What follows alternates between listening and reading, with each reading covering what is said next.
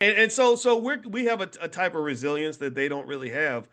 And so I would encourage you to check on the mental health of any young person in your family, because they're also growing up in this really fragile era of social media where cyberbullying and stuff like that can take a huge emotional toll. Most of them are already addicted to their phones. And then on top of that, the economy has changed.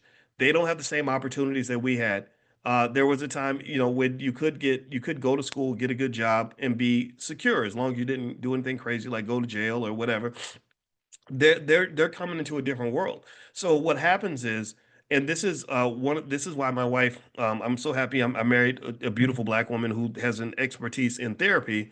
Is We created the Black Financial Therapy Department in the Black Business School because there's a deep connection between your economic outcomes and your emotional well-being. So that those words depressed and demotivated really made me think a lot about our community where anxiety and depression is very, very high. Anxiety and depression is high largely due to a lot of it is related to economics.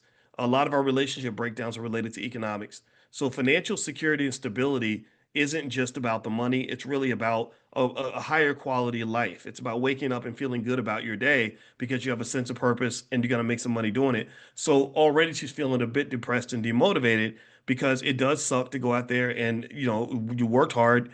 She Her name is Maggie Chen, so I'm assuming she made good grades, but I'm stereotyping. Y'all know but I'm sorry. I have a friend that's from China, and you know what he told me? I kid you not.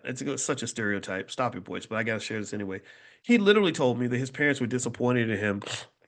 I said, "Why were your parents disappointed in you?" He said, "Because I went to USC." I said, "What are you talking about? USC is a great school. Has anybody ever seen USC? It's like heaven on earth. It's the most beautiful place ever." And he said, "Yeah, because they wanted me to go to Yale or Harvard or Stanford, so they considered USC to be a disappointment." That's how some of those folks roll. That's why economics and success is culture. So build a culture of success. So anyway.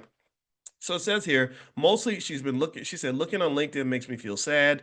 She switched to computer science. See, I told you I was stereotyping, but look, watch this. She said, says Chen, who switched to computer science from biochemistry halfway through her undergraduate studies at UCal Davis after she got into computers early in the pandemic. Tech appealed to her because it seems like a stable and full of opportunity, and because she wanted to be done with school after completing her bachelor's degree.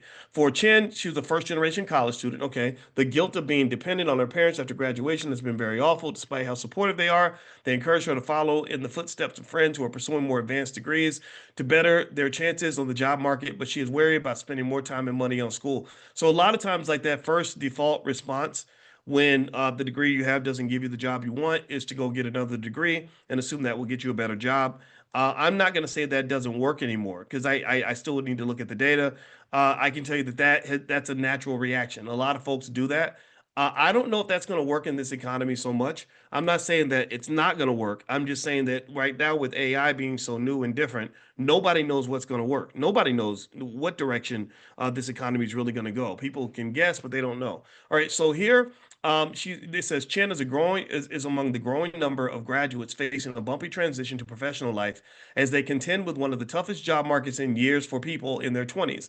The unemployment rate for college grads aged 22 to 27 jumped to 5.3% in the past 6 months, ending in May, up from 4.4% for the same period a year earlier, according to what the Washington Post. Let's see here.